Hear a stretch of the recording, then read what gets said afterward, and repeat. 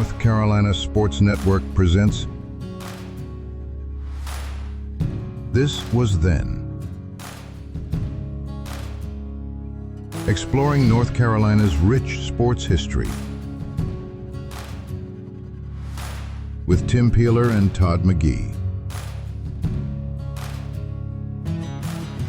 Presented by NC Pork. Good for the plate, great for the state. Episode 5, Tim Peeler interviews Harvie Ward, North Carolina's greatest golf legend, about the 1951 Ryder Cup and 1999 United States Open, both held at Pinehurst. Honestly, Pinehurst is getting all kinds of attention this year. Oh, yeah. Because of the U.S. Open. Right. I guess some people think that's a good thing and a bad thing for Pinehurst. Hey, it's a good thing to get that much exposure, play on a great golf course, and do all the different things, but it's also putting a tiny village in the spotlight where it's not used to be. Right. And it will expose Pinehurst to more people that want to move here, and so forth and so on. So, we like it like it is, but if all kinds of things, everything is, every place is growing, Pinehurst is growing, so, what the heck, there's nothing we can do about it, and we just, I can't say that we hate to see the people come, because that's not fair, but we want to keep it like it is, but I think that with the Open here being exposed to a lot of people, they're going to see what kind of area it is, and then it's going to get worse. It's going to get bigger, right? What do you think the U.S. Open at Pinehurst number 2 is going to be like? Meaning the people and so forth? Different aspects. I mean, the players on that golf course is going to be very much unlike any other U.S. Open ever played, I think. Right. Well, it's not unlike any of. They're going to try to make it that way, but the guys are going to have to adjust games. It's not going to be easy, meaning that the greens are going to be hard, the course is going to play fast. It's going to play very much like a British golf course, and that's the way it was designed by Donald Ross, so that's the way they're going to set it up. It's going to be fast, they're going to shave the collars, and balls that roll off the side of the green are not going to get caught in the rough. They're going to, they're going to be just rolled down and be 30 or 40 feet away from the, the green itself, which is what's going to make it really good. And sometimes they roll all the way down and back up the other side, which makes it just almost impossible, doesn't it? Right. They'll have to change, they'll probably take the wedges out of the hand and put more putters and chipping irons, where they'll be playing a pitch and run rather than, playing that wedge, because if the fairways or the collars get as hard as we think they are, it'll be very hard for them to get a wedge under the ball, The ball won't be sitting up in some lush grass. It'll be very, very tough. What do you think the most challenging thing about Pinehurst is? Everybody talks about the areas around the greens, but is it the greens? The greens itself is going to be tough. It's going to be very hard. Does that mean that a player who is a great iron player who can somehow make the ball stop or... It's got a great advantage, but the greens are going to be hard. If you want the ball to stop, you're going to have to be playing into the front of the green. I don't think that you can carry the ball into the middle of the green and expect the ball to stop. It's not going to stop. Right.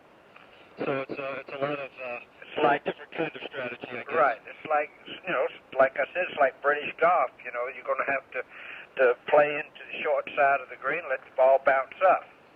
And if you start hitting the ball left or right, the ball's you're going to miss the greens, and that's when Donald Ross gets you, because the balls will be rolling off the sides of the greens. He's going to be sort of hovering over everybody over this right. Isn't he? Right. Did you ever meet him before? No, I killed him. Well, there are a lot of people who'd like to shake your hands, I think. No, what happened is the year I won the North-South Amateur in 1948, he died the week of the tournament. Oh, really? Yeah. So I always said that they asked me if I ever knew him. I said no, but I killed him. He couldn't handle me winning the tournament, I guess. I got a great picture here that I saw in the North Carolina media guide of you being carried around. Oh, came off the 18th green after I beat Stranahan. Yeah, that was right out there. Of course, that upset a lot of the Pinehurst people. You know, at that time, Pinehurst was very staid and very proper and everything, and the kids coming down here kind of upset the norm, so to speak. Didn't like the North Carolina fraternity guys. Right. or the student body. Well, is that what, you know, winning that tournament, you won obviously other tournaments that were as important, but is that why that Pinehurst is such a special place to you? Well, not necessarily because I won the tournament. I just think it's a special place. You know, if you like to play golf and the surrounding, it's a kind of a sleepy type of place, and it's just, you know, it's just a great place to live. If you like to play golf, it's sleepy town. I'm an hour from the airport in Raleigh, and I can go up there and I can go wherever I want to, come back, and, you know, I'm back home. It's not like I'm living in a city or having lived in Florida and California with all that traffic. I mean, this is just heaven, really. You talked about the Open being a lot like a British Open. What courses have you played in either England or Scotland that you would compare number 2 to most I guess the most? What would you say? Well, probably the course that I would say was more like Muirfield in Scotland, because Muirfield was a flatter course, and of course Pinehurst is flat, you know, and I think it's very much like Muirfield. Muirfield is kind of flat, it's out in the open, a lot of wind, but of course Pinehurst has got trees and protected, but it's kind of like the same type of stuff. It's flat terrain. Is there a favorite part of number 2 that you have, a hole or a series of holes that I think a lot of people are going to be watching number 5. I think 5 is going to be a pivotal hole, and I think number 16 is going to be very pivotal because it's going to be a par 4 instead of a par 5. Can you imagine playing some of those holes that they're going to play as par 4s? Well, number 8 is not that. Yeah, 8 is not that bad. 8 will be a par. That's not that bad, but 16 is going to be a tough par 4, and I think 5 is just an awesome par 4. They say that Donald Ross spends so much time right around the corner, right in his backyard, that's why number 5 green and number 3 green are so difficult. Yeah. Well, 3 has been made a lot harder because they took the trees down behind it. That green just sits out in the open. When they had the trees behind it, it gave you a perspective of, you know, of the depth and all of what you had to do. Right now, that green just sits out there with like a great big pancake sitting up there with the flag sticking in it, you know, and you don't have anything really to, you know, to really feel like you can use, you know, as a guide, you know, to get there. It's going to be a very different hole. It's one of the hardest easy holes out there. There'll be a lot of bogeys there. Talking about the changes that they've made, you've seen a good many of the changes that they've made over the years. At number 2, what is the best and the worst of the things that they've done to the course? Well, the course is, to me, is in so much better shape than they ever had it before. The CCA has done a marvelous job in getting it right. I mean, they've got the grass right, and the fairways are better. Everything is better about the golf course, and I think the changes that have been made for the betterment of the golf course. But you know, as far as the structure of the greens and so forth, I don't know that much about. I don't remember that much about the original greens. You know, they've had 3 or 4 people coming in, do this and do that. But to me, the greens still look like they did years ago, like Donald Ross greens. They have changed the grasses several times. They've gone to bent and Bermuda and all kinds of things, and then now back to bent. But other than that, I haven't seen a lot of, you know, they haven't moved traps or done any stuff like that. It's still the same old Pinehurst. So they're going to try to roll the greens starting out at around 10.6 on the step meter, and I think some of the pros are going to immediately come out and say that the Pinehurst greens weren't meant to roll that fast. What do you think? Well, I think they got a very valid argument. Those greens, you get them that fast, it's just going to be guy that shoots something around par is going to win the golf course. I don't think somebody's going to break par in a round. Don't misunderstand me. It'll be some scores in the 60s, but I think the final score is going to be somewhere between 280 and 285. Do you have a particular favorite in mind? No, I like Payne Stewart because I like Payne's good around the greens. People that have imagination around the greens to me are going to be the guys that's going to win because you're not going to hit all the greens. Let's put it that way, and so you're going to have to use a lot of imagination. I like Payne. I haven't watched Duval that much. Of course, he's got to be a favorite. Marco Mira ought to do well here. He's good up and down, Guys that have played, it could be a foreigner, could be a Britisher or someone that could win, that is used to playing these type of golf courses. Because it's going to be like a Scottish golf course. It's not going to be a typical American golf course. They have a device, I understand. I mentioned the only thing that could hurt here would be that it rained and softened the greens.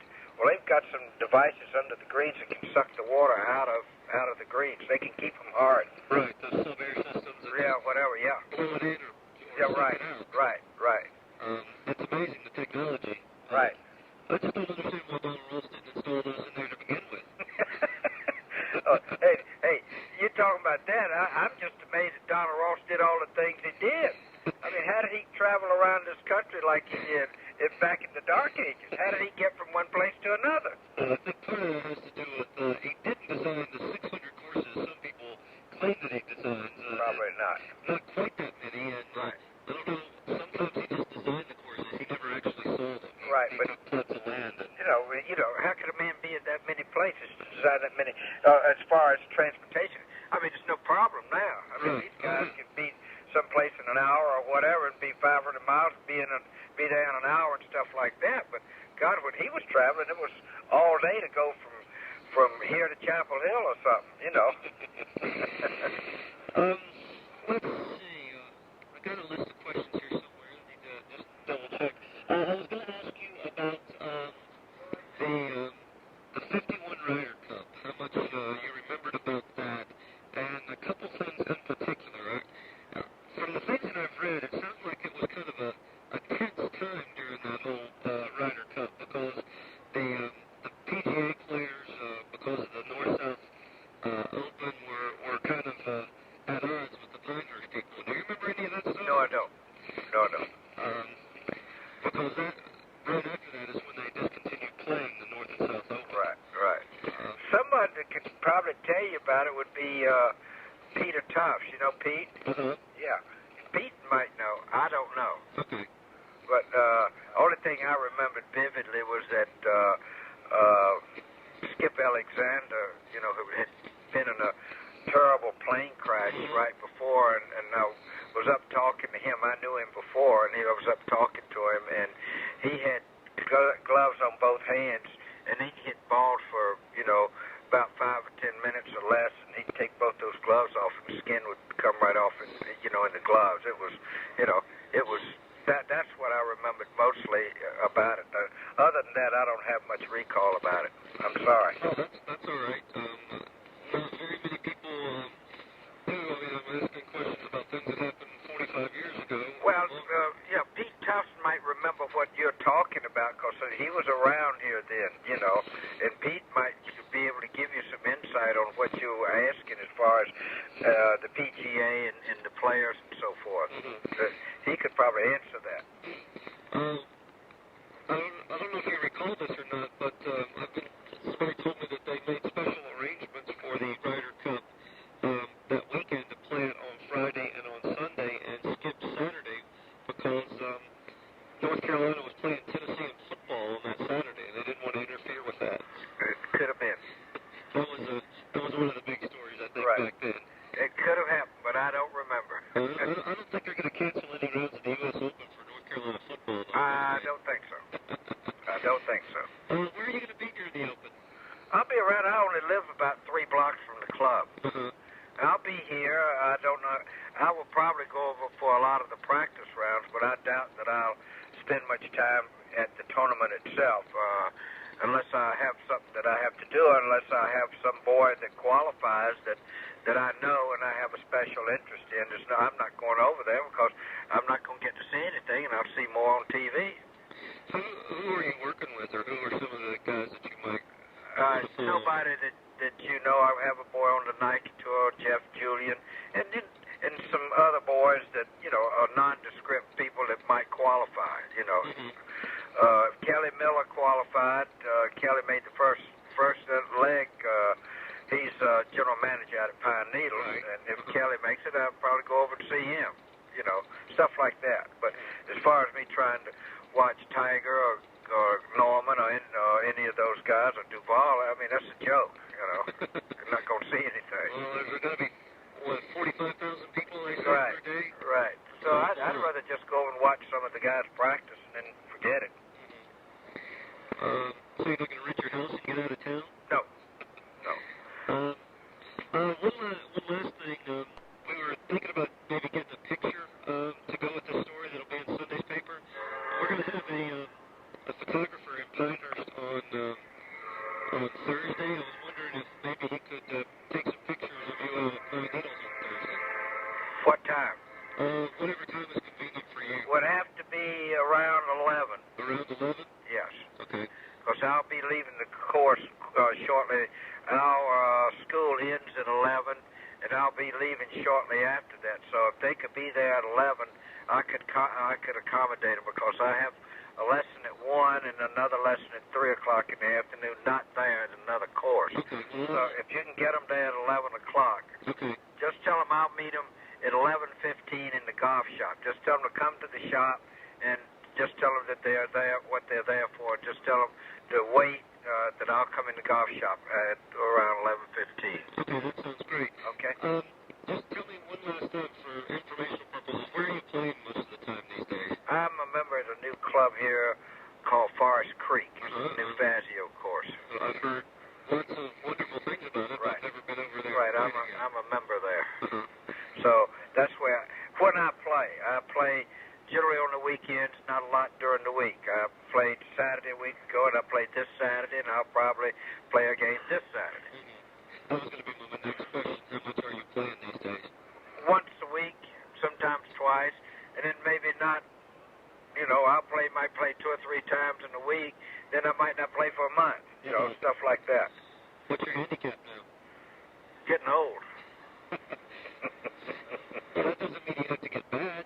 No, I'm probably 2, 3, something like that. And, Respectable. If you don't mind me asking, how old you are? I'll be 74 this year. How many times have you done the shooting your age thing? Many times. I started shooting my age around when I was 66. I know I shot my age at 66. And I've done it every year. And being 73 now and going to turn 74, that's not a real great accomplishment. Well, it does get easier